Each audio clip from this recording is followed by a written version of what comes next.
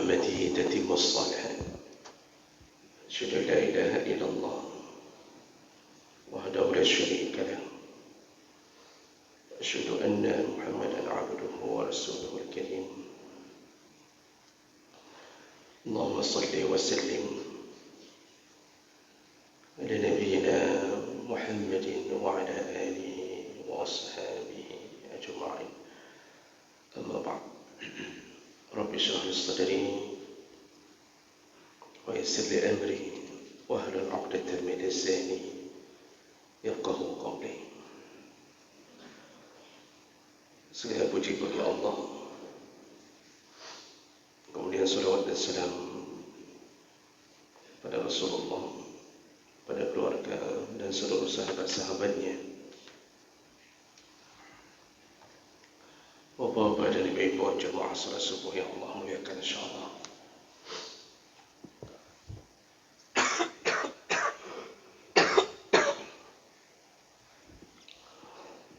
Di pertemuan yang lalu kita sudah membahas di antara salah satu dosa besar,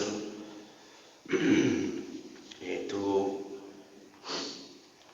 pemimpin yang diberikan amanah oleh Allah lalu membiarkan kemiskinan terjadi di depan matanya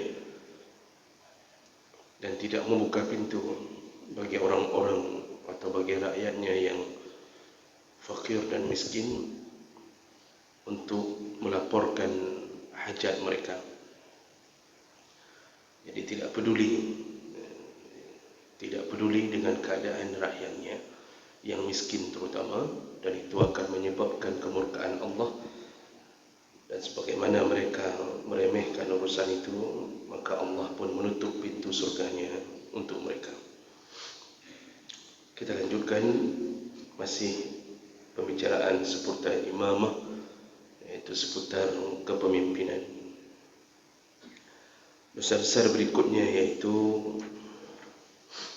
dhulmus salatin wal umara wal qudat wa ghairuhum musliman aw zimmiyan binahwi akli mal aw darb asyatam aw ghair zalik, yaitu zalimnya para sultan, para umara atau para pemimpin, wal qudat atau para hakim, dan zalim mereka ditujukan kepada kaum muslimin atau zimmi, seperti memakan harta milik orang lain atau memukul orang yang tidak berhak, atau syatam atau mencaci maki mereka atau yang sejenis dengannya.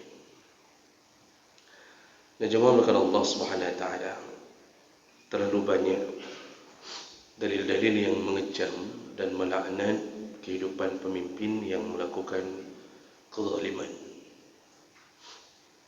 Membiarkan rakyat dalam miskin itu dosa. Ada yang sebahagian terlalu peduli dengan rakyat sehingga over acting, mulailah dia melakukan suatu hukum di atas rakyatnya agar rakyat tidak melawannya. Di saat seperti itu dia bisa melanggar hal-hal yang dilarang oleh syariat. Bisa jadi seorang pemimpin menzalimi rakyat dengan memakan harta mereka. Bisa jadi dengan memenjarakan mereka, membunuh mereka, atau apapun. Nah, ini disebut dengan kezaliman. Jemaah Allah Subhanahu wa taala. Kalimat zalim itu dari zalama yadhlimu, dasar maknanya adalah wad'u syai' ghaira mahalli, meletakkan sesuatu bukan pada tempatnya, itu disebut zalim. Kalimat zalim secara bahasa juga dihubungkan dengan gelap. Zulmun itu gelap. Kenapa disebut dengan gelap? Karena hatinya orang zalim gelap, kemudian mereka nanti di hari kiamat akan mendapatkan kehidupan yang gelap. Karena neraka itu gelap. Jadi orang zalim iaitu orang yang menempatkan sesuatu yang tidak dibolehkan oleh syariat atau melakukan sesuatu yang syariat mengharamkannya, mereka melakukannya. Jadi lebih kepada urusan-urusan menyakiti, menghancurkan hidup, mengambil yang bukan hak mereka. Nah, jawab kepada Allah Subhanahu wa taala. Banyak sekali ayat-ayat yang menunjukkan kemarahan Allah tentang perilaku zalimnya seorang pemimpin. Allah Subhanahu wa taala menyebutkan dalam surah Ibrahim 42, "Wa la yahsabanna Allahu ghafilan amma ya'malu adh-dhalimun." Janganlah seseorang mengira bahawa Allah lalai dari kezaliman, atau jangan kira Allah lalai dari perbuatan orang-orang zalim. Namun innama yuakhiruhum liyaumin tashkhasu fihi al-absar. Allah itu bukan tidak tahu apa yang dilakukan oleh para pemimpin yang zalim, tapi Allah sengaja menunda mereka. Allah biarkan mereka sampai datangnya hari yang mereka akan terbelalak matanya. Mereka akan dibuka mata sampai tidak bisa berkedip melihat dahsyatnya siksa. Itu nasib orang-orang yang zalim. Jadi kezaliman hari ini yang kita fikir kenapa tidak pernah berhenti, itu bukan karena Allah lalai, bukan karena Allah tidak mendengar doa kita. Tapi kadang-kadang Allah biarkan. Pertama, maksud Allah agar terjadinya istidraj, yaitu diulur waktu oleh Allah sampai dihancurkan sehancur-hancurnya. Kemudian juga ada kalanya kita terus dizalimi, mungkin bahkan sampai berakhir nyawa kita dalam kezaliman itu. Bisa jadi kita masuk surga dengan mendapatkan kezaliman dari para pemimpin atau dari siapapun. Dan itu semua adalah kebaikan dari Allah. Karena bisa jadi kita masuk ke dalam kebaikan karena dibuat tidak baik oleh orang lain. Maka jemaah maka Allah Subhanahu wa taala, berhati-hatilah dengan sifat menzalimi. Nah, kenapa kalimat zalim lebih banyak disematkan kepada para pemimpin? Karena kezaliman mudah terjadi kalau sudah mulai berkuasa. Kalau tidak berkuasa, kezaliman itu susah dilakukan. Karena orang pun berkuasa untuk melawannya. Tapi begitu kuasa sudah di tangan, disitulah kemungkinan besar jebakan syaitan akan timbul sifat zalim. Dulu waktu kita menjadi rakyat jelata, kita tidak punya pangkat, kita tidak punya jabatan, kita tidak punya seragam khusus, menzalimi orang, kita masih mikir-mikir. Ini sekali kita pukul orang, mungkin 20 kali dipukul kita. Tapi begitu kita sudah mulai punya kekuasaan, kita sudah mulai punya sesuatu yang kita andalkan, maka di saat itu kezaliman terjadi. Orang tidak berani melawan, karena dia tahu bahawa di belakang kita punya anggota yang banyak, punya pasukan, punya backing, punya pembela, punya macam-macam. Nah, di situ syaitan terus menghembuskan, engkau telah berkuasa, lakukanlah sesuka. Makanya banyak pemimpin yang dulunya kita kira baik-baik saja, ketika sudah jadi pemimpin ternyata melakukan kezaliman dalam banyak bentuk terhadap rakyatnya. Allah Subhanahu wa taala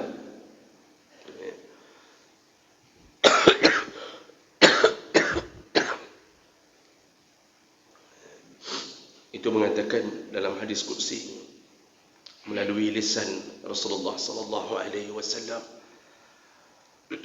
qala Allah tabaraka wa taala, Allah Subhanahu wa taala berkata, ya ibadi, wahai hambaku, kata Allah melalui hadis qudsi, inni haramtu dhulma ala nafsi, aku telah mengharamkan kezaliman pada diriku sendiri, kata Allah. Jadi Allah ingin mengatakan, aku tidak zalim. Aku Tuhan kalian, aku tidak zalim. Aku yang menciptakan kalian, aku tidak zalim. Dan itu berulang-ulang dikatakan oleh Allah. Sampai Allah mengatakan, wa ma rabbuka bidhallamin lil 'abid. Allah tidak pernah zalim pada hamba. Padahal Allah yang paling berhak untuk menzalimi hamba. Kalau Allah buat zalim pada kita, siapa yang bisa melawan? Kalau Allah menzalimi kita, siapa yang bisa menjadi backing kita untuk melawan Allah? Tidak ada. Allah malikal mulki. Allah itu rajanya di raja. Allah ingin zalimi hamba yang diciptakannya sendiri. Tidak ada satu makhluk pun yang mampu membela sesamanya. Tapi Allah yang maha berkuasa telah bersumpah pada dirinya sendiri bahawa kuharamkan pada diriku melakukan kezaliman pada hamba. Maka hamba tidak pernah dizalim.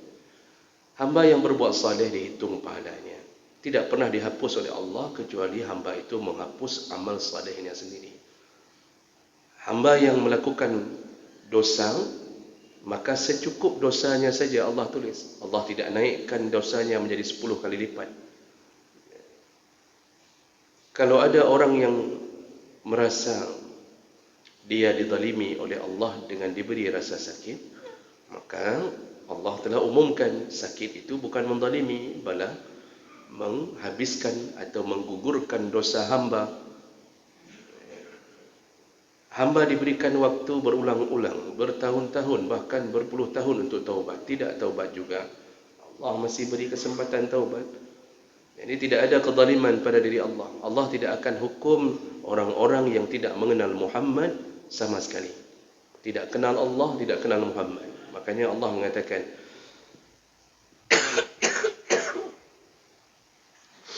wa ma kunna mu'azzibin hatta nab'atsa rasula. Kami tidak akan azab satu kaum sampai mereka mendapatkan utusan kami, atau mereka kami utus rasul. Seandainya ada satu suku di pedalaman, ya, mungkin di pedalaman hutan mana, tidak mengenal Allah, tidak kenal Muhammad, tidak ada dai yang datang ke situ, hidup mereka mungkin masih menyembah bebatuan, dan mungkin bahkan mereka memakan yang diharamkan Allah. Mereka hidup dengan terbuka auratnya, tapi tidak kenal sama sekali. Mereka tidak kenal sejarah agama itu ada di atas dunia. Tidak ada yang memberitahu mereka. Maka apa kata Allah? Tidak akan diazab kaum itu sampai kukirimkan da'i, kukirimkan rasul. Sampai begitu Allah tidak mau menzalimi hamba. Jadi setelah Allah katakan itu, kuharamkan kezaliman pada diriku sendiri, wa ja'altuhu bainakum muharraman. Dengan begitu kata Allah, kepada kalian pun kuharamkan melakukan zalim. Fala tadhalamu, janganlah kalian menzalimi diri, janganlah kalian saling menzalimi, kata Allah. Jadi kalau sudah Allah mengharamkan zalim, perbuatan zalim pada dirinya, maka hamba jangan coba-coba melampaui apa yang Allah tidak lakukan. Allah tidak zalim sebagai penguasa, maka hamba kenapa zalim? Padahal dia tahu dia lemah. Oh, ketika kita menjadi pemimpin, kita zalimi sesama hamba. Kita ini tahu bahawa paling kita berkuasa 2 periode, 3 periode. Atau kalau raja-raja berkuasa, dia tahu bahawa dirinya akan sakit, dirinya akan lemah, digantikan, atau bahkan akan mengalami pemberontakan, kudeta. Dia tahu dia lemah, dia tidak mampu mempertahankannya. Tapi kenapa saat dia tahu bahawa dia akan tergantikan, dia akan dibalas, tapi dia tetap zalim? Inilah kebodohan hamba. Makanya sejarah membuktikan semua pemimpin itu sebenarnya sadar bahawa mereka juga akan dibalas kezaliman mereka. Di dunia pun sudah dibalas, bahkan oleh sesama hamba. Sejarah-sejarah dunia yang kita dengarkan tentang pemimpin yang sangat kejam. Bayangkanlah kalau di Italia misal Benito Mussolini, itu kan hidup bertahun-tahun dalam kekejaman. Semua rival politiknya dibunuh mati, disiksa habis. Apa yang terjadi?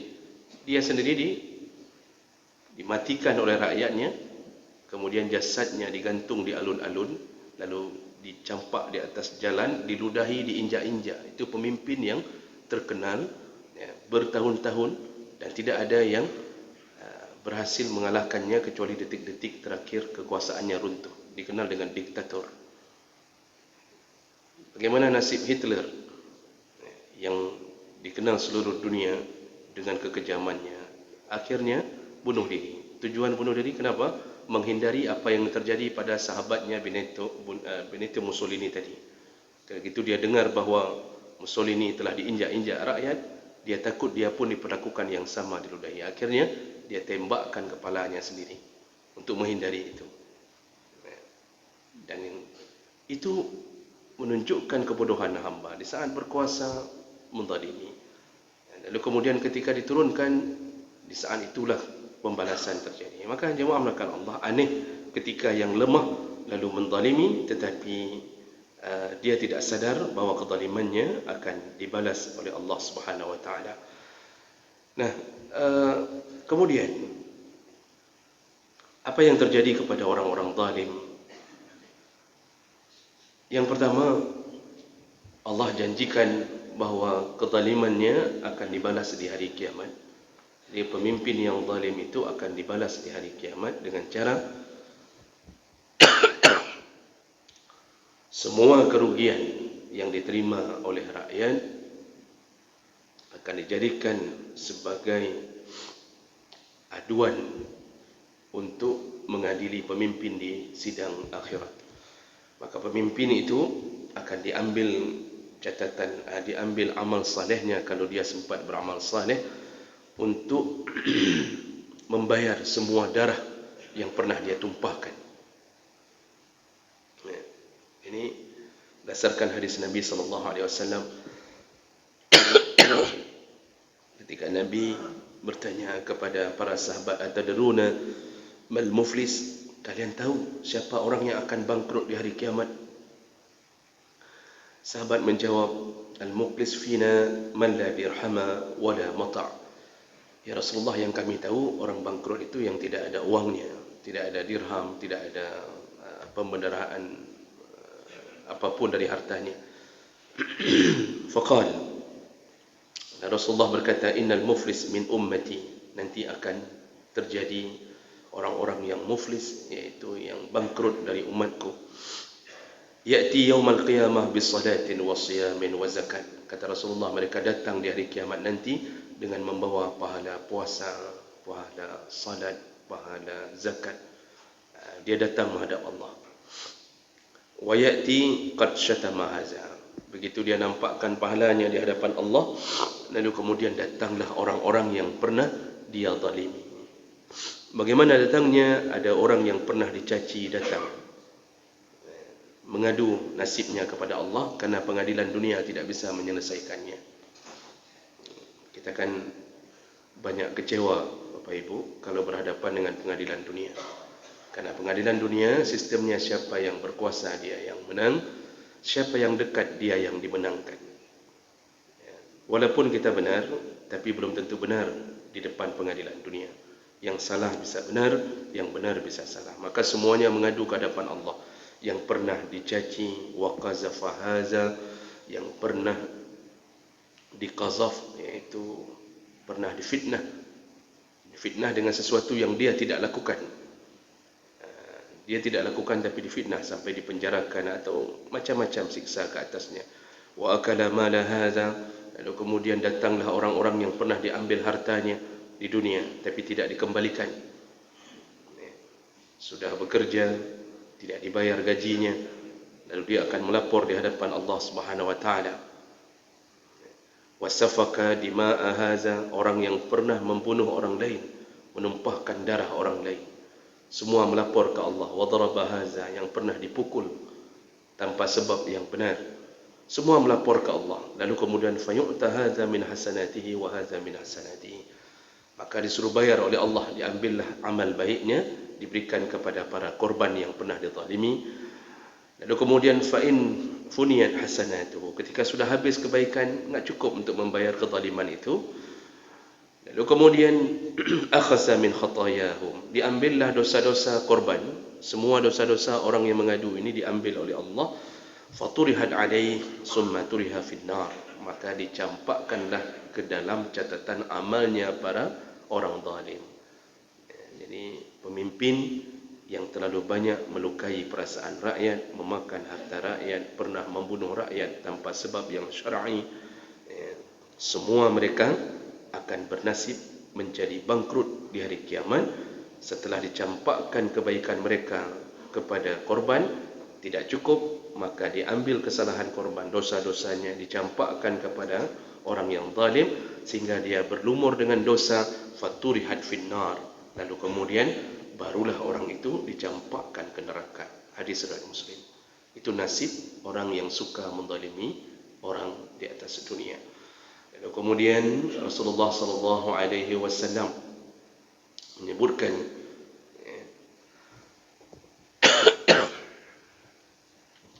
ittaqud dhulma fa inna dhulma dhulumatun yaumal qiyamah. Takutlah kamu melakukan kezaliman, kerana kezaliman itu akan menyebabkan dhulumat yaumal qiyamah, akan menyebabkan kegelapan di hari kiamat. Jadi ketika Rasulullah menyebutkan ittaqud dhulma, dipakai mufrad, satu zalim.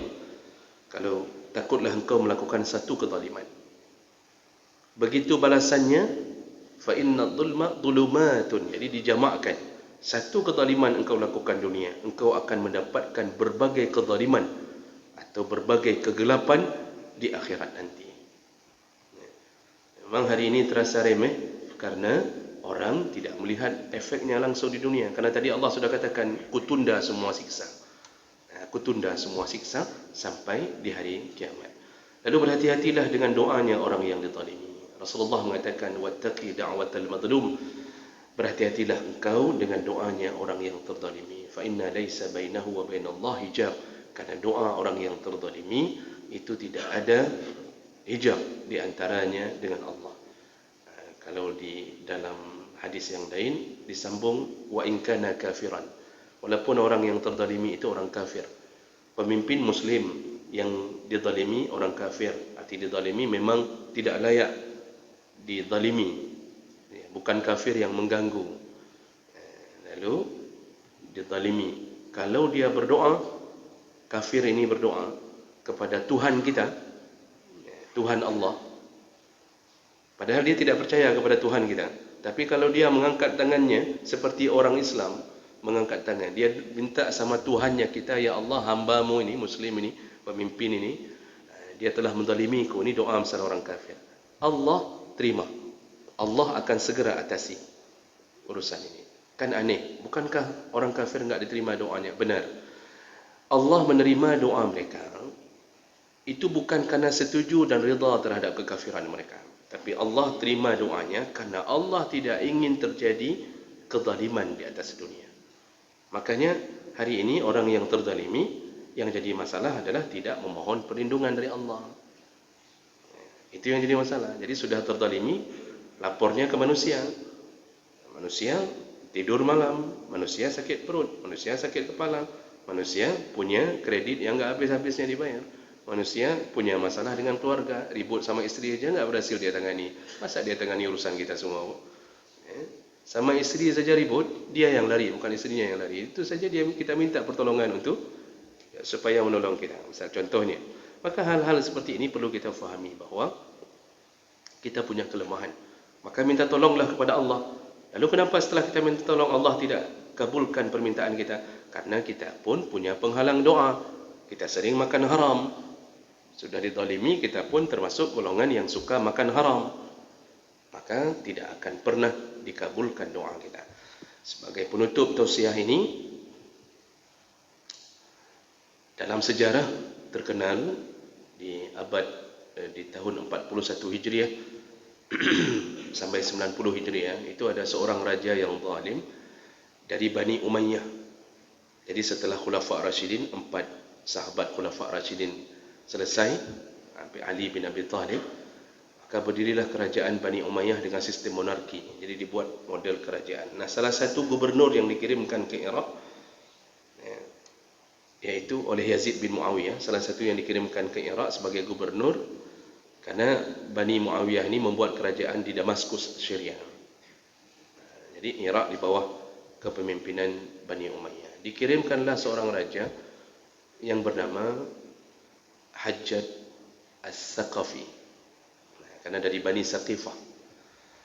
Jadi Hajjaj ini orangnya kejam sekali, sangat kejam. Dia paling pantang menerima kritikan, paling pantang melihat ada ulama yang melawannya, itu langsung dibunuhnya. Jadi sudah menjadi kebiasaan, ada sesuatu bunuh, ada sesuatu bunuh, hilangkan nyawa. Banyak ulama yang mati di tangannya. Sampai dalam kitab Al-Bidayah wa Nihayah Ibnu Katsir menyatakan masa itu setiap pagi orang kalau duduk di kedai kopi, bayangkan kalau duduk di kedai kopi. Tapi saya enggak yakin tak ada kedai kopi di sana. Kita bayangkan kalau orang duduk-duduk di kedai kopi, pertanyaannya adalah tadi malam siapa yang dibunuh? Ada tidak tadi malam yang dibunuh? Sudah itu timbul bertanya, setiap hari ada saja yang dibunuh oleh Hajjaj As-Saqafi. Ada saja yang disiksa, ditangkap, ya, orang-orang alim yang mulai bicara tentang kezaliman itu langsung ditangkap, dibunuh, dipenggal lehernya. Nah, sampai seorang tabi'in yang sempat mengalami hidup bersama sahabat bernama Sa'id bin Jubair itu ditangkap karena sering membicarakan kezalimannya, kezaliman raja.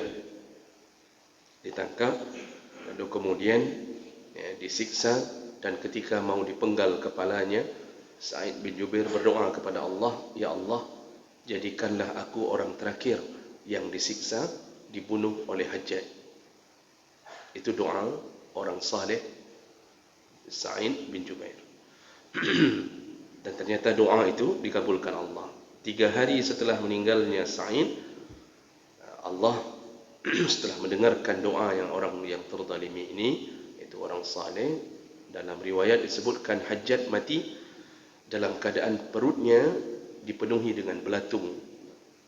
Jadi dibuat oleh Allah mati dalam keadaan tersiksa. Dan dia dalam riwayat yang lain disebutkan berubah menjadi seperti orang gila. Nah, jadi seperti orang stres, berteriak-teriak sendiri. Lalu kadang-kadang dalam keadaan sadar pun dia berteriak, jangan ikat saya, jangan ikat saya. Padahal tidak ada yang mengikatnya. Jadi para ulama mengatakan bahawa dia membayangkan seperti dia pernah ikat orang, dia pukul orang. Makanya kan hari ini banyak orang yang pernah membunuh orang lain. Itu gila sendiri. Mungkin sebelum kita habisi dia, mungkin bibirnya bergerak memohon pertolongan kepada Allah. Sehingga siapapun yang pernah menyiksa tanpa sebab yang syar'i, atau membunuh, menghilangkan nyawa orang tanpa sebab yang dibolehkan, maka dia akan mengalami siksaan dari Allah. Itu baru dunia, belum akhirat. Ketika Hajjaj mati, semua gubernur yang lain itu sujud syukur. Termasuk Umar bin Abdul Aziz yang terkenal dengan kejujurannya, mendengarkan Hajjaj mati, sujud syukur. Hasan al-Basri yang hidup zaman itu langsung sujud syukur. Semuanya bergembira di atas kematian Hajjaj. Begitulah disyukurinya matinya orang zalim. Makanya hari ini terjadi orang-orang yang pernah menzalimi rakyatnya, jangankan mati, baru ditangkap saja apa? Kalau kita baca komen orang, alhamdulillah, alhamdulillah, kacau ke, semuanya kacau semua tulisan. Kan begitu. Ini menunjukkan hati orang senang. Belum mati saja baru ditangkap sudah senang. Kenapa? Kezaliman. Jadi begitulah, belum berhadapan dengan Allah, manusia saja sudah benci. Padahal pujian manusia itu menyebabkan surga. Laknat manusia menyebabkan hancurnya hidup orang yang zalim.